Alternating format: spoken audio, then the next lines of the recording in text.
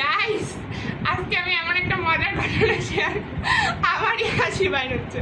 তো গাইস মানে তোমরা তো সবাই জানো যে সামনে মানে ডিসেম্বরেই প্রায় ঘোষণা দিয়ে দিছে। এখন যদি আমরা এটা ভাবি যে ফেব্রুয়ারি বা ইয়াতে পরীক্ষাটা হবে, মানে আমরা যেটা এসএসসি টু মানে 27 ব্যাচে, তো ওইটা যদি আমরা ভাবি যে ফেব্রুয়ারিতে বা জানুয়ারিতে হবে, এটা ভাবে কোনো লাভ নাই।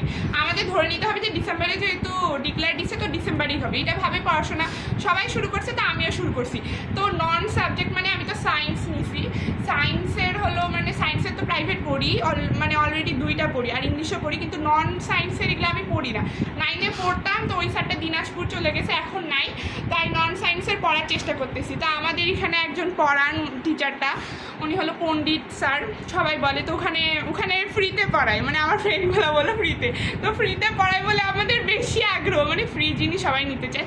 তো আমরা ভাবলাম যে চল যাই, তো আমরা গেছি। যেই সময়টা আর কি উনি পড়ান, যেমন মনে করো এই ধরো 10টা 10:30টার দিক, তো ওই সময় আমার আম্মু প্লাস আব্বু দুইজনই হলো অফিসে থাকে, তো আমি বাড়িতে একা। তা আম্মু আব্বুকে বলছি যে যাবো, বাবা বলছে যে আমি আসবো, অফিস থেকে তাও আসবে বলছে। আমি বলছি যে না, আমি চলে যেতে পারবো, আমাদের বাসা থেকে প্রায় কাছেই, কিন্তু ওদের বাসা থেকে অনেক দূরে, আর আমাদের বাসা থেকে প্রায় কাছে। তো গেছি, যাই পড়াশোনা শুরু করছি, প্রায় 2 ঘন্টার মতো পড়াইছে। গাইস আম্মু নাই, একটু বাড়িতে একটু ঘুমাবো সেটা আর হইলো না, পড়তে হয়েছে একটু, মানে পড়ে আসতে হয়েছে, এমনিতেও পড়ি। তো পড়ে আসলাম, পড়ে আসার সময় হঠাৎ একটা নাম্বার কল দিচ্ছে স্যারকে, তো অনবরত কেউ না কেউ কল দিতে আছে, তো স্যারের ফোনের রিংটোনটা টিং টিং টিং, তো একটু হাস্যকর।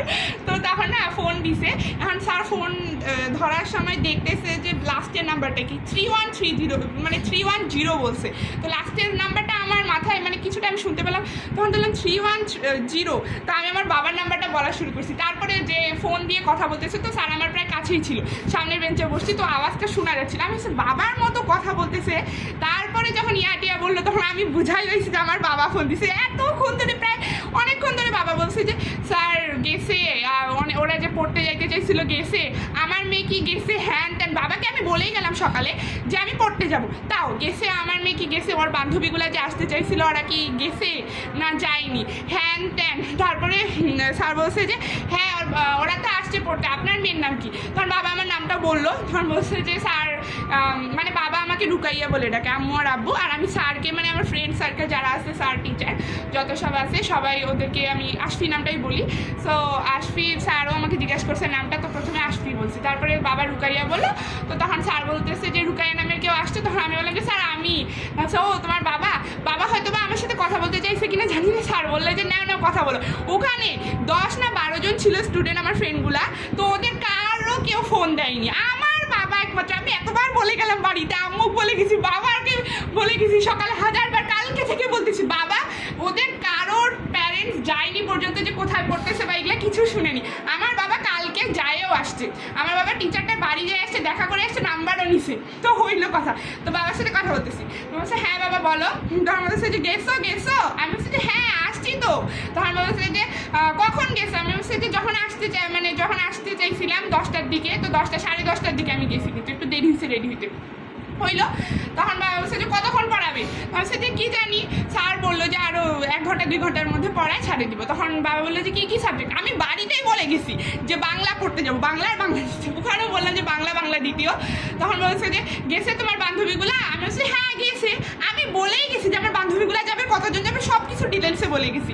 তো তখন বলছে কতজন গেছে? আমি বললাম যে 10-12 জনের মতো আসছে। তখন বলছে ঠিক আছে যাইও, হ্যান ত্যান আরও কথা। তাহলে গাইস ভাবেন একটা কথা, মানে আমার আম্মু আব্বু ভাবে যে আমাকে ছাড়ে দিলে মানে আমি কোথাও পালাই যাচ্ছি, এমন একটা টাইপের। কিন্তু এটা আমি খারাপ কিছু মনে করতেছি না, ওরা আমার জন্য অনেক কেয়ারিং। কারোর মা বাবা ফোন দেয়নি, কারণ কারোর মা বাবার কোনো কেয়ার নেই। আমার মা বাবা আমাকে নিয়ে অনেক সেন্সিটিভ, পসেসিভ, এই জন্য তারা আমার খেয়াল করে। বাবার এত কাজের মধ্যেও বাবা আমার খোঁজ করছে, বাবা আমার কথা মনে করে ফোন করছে, আমাকে নিয়ে চিন্তা করে, এটাই আমার কাছে অনেক। এটা আমি কোনো নেগেটিভ করে বলতেছি না, আমি খালি তোমাদের সাথে শেয়ার করলাম যে হ্যাঁ মানে এখনও অনেক প্যারেন্টস আছে যারা তাদের সন্তানকে অনেক ভালোবাসে। এইটা না যে তারা আমাকে ছাড়ে দেয় না বলে, এইটা না যে তারা আমার উপর বিশ্বাস করে না, তারা আমাকে বিশ্বাস করে ঠিকই, তারা আমাকে নিয়ে ভয় করে, এটা হলো মেইন কথা। কোনো সময় আমারও মাথা কাটছে যে ওখানে আমার হাসি বাইরে হচ্ছিল, মানে আমার রিসেন্টলি হাসি বাইরে হচ্ছিল। আমি তখন মনে মনে বলতেছি, ওই সময় আমার যে এক্সপ্রেশনটা ছিল, আমি সেই সময় যদি আমার কাছে ফোনটা থাকতো আর আমি যদি কন্টেন্টটা বানাইতে পারতাম আর তোমাদের সাথে শেয়ার করতে পারতাম, ওই সময় রিসেন্টলি আমার এমন একটা হয়েছিল, আমার রাগও উঠতেছিল, কিন্তু আমি তারপরে করে নিজেকে বুঝাইলাম যে আমার আম্মু আব্বু তো বাবা ভালোবাসে বলেই তো আমাকে ফোন করছে, তাই না?